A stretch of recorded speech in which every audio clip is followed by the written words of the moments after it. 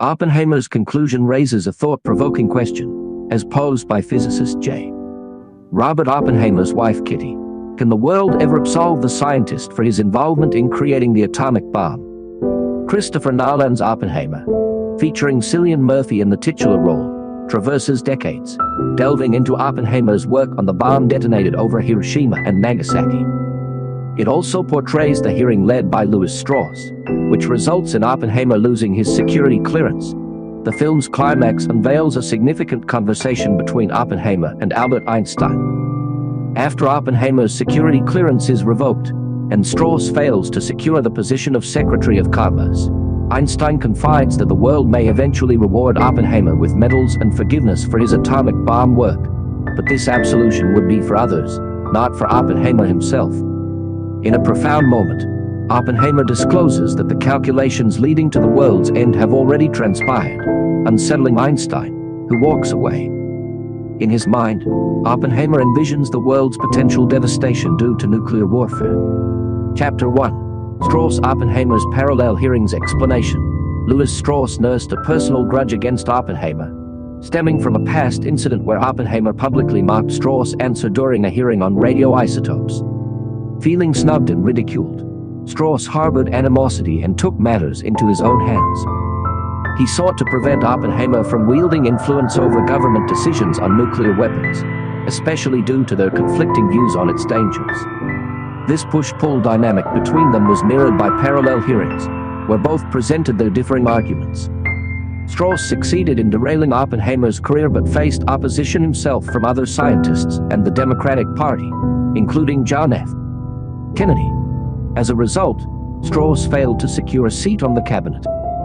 The hearings also revealed that Oppenheimer had changed his stance on nuclear weaponry's use in political conflicts, advocating for nuclear peace. Though he regretted the evil nature of building the atomic bomb, Oppenheimer believed it was his duty to fulfill his assigned role. He pivoted to focus on seeking forgiveness for his past associations with the Communist Party and his role in the bomb's creation while trying to maintain his security clearance, following Kitty's encouragement to fight back, which he chose not to do. Chapter 2. Oppenheimer's Final Conversation with Einstein. Oppenheimer and Einstein shared a parallel life trajectory, and their final 1947 conversation in the film mirrors their respective paths. During their talk, Oppenheimer realizes that he initiated a chain reaction in the arms race. The creation of the atomic bomb led to an even more perilous situation, and he lost control over its consequences. Similarly, Einstein admits that he no longer comprehended the full implications of his own theory of relativity, which paved the way for quantum mechanics and eventually the atomic bomb's development. Einstein predicts that Oppenheimer will receive a medal as a form of appeasement once the world believes he has been adequately punished. This gesture would serve to alleviate guilt, particularly from individuals like Edward Teller, who turned against Oppenheimer during the security hearings. The two scientists are fundamentally alike, only at different stages of their careers, each grappling with the destructive nature of their work. Once set in motion, both Oppenheimer and Einstein could only watch as events spiraled beyond their control. Chapter 3. What Oppenheimer's destruction of Earth final shot means. Oppenheimer's final shot is of the destruction of Earth from nuclear war. Oppenheimer sees all this in his mind, imagining the catastrophe set loose by the creation of the atomic bomb, and how much worse it could be.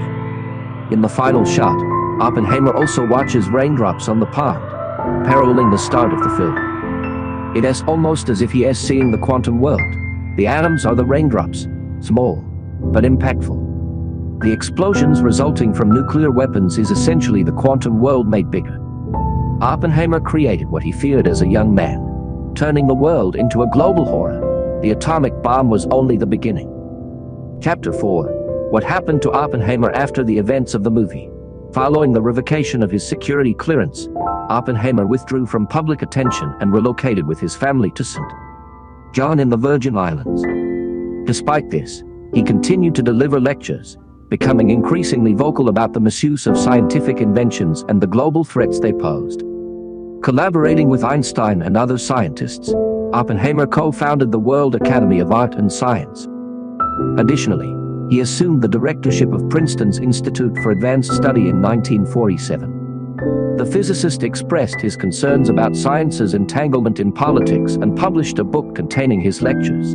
However, due to the security hearing, Oppenheimer refrained from publicly opposing nuclear weapons, in contrast to some of his colleagues. Nevertheless, he remained dedicated to discussing scientific matters. Though deprived of political influence, he was later honored with the Enrico Fermi Award in 1963, recognizing his contributions during World War II, as advocated by President John F. Kennedy. In 1965, Oppenheimer was diagnosed with throat cancer and passed away in February 1967. His legacy endured, but the ordeal of the security hearing significantly impacted his ability to exert influence during his lifetime, profoundly affecting his later years. Thanks for watching.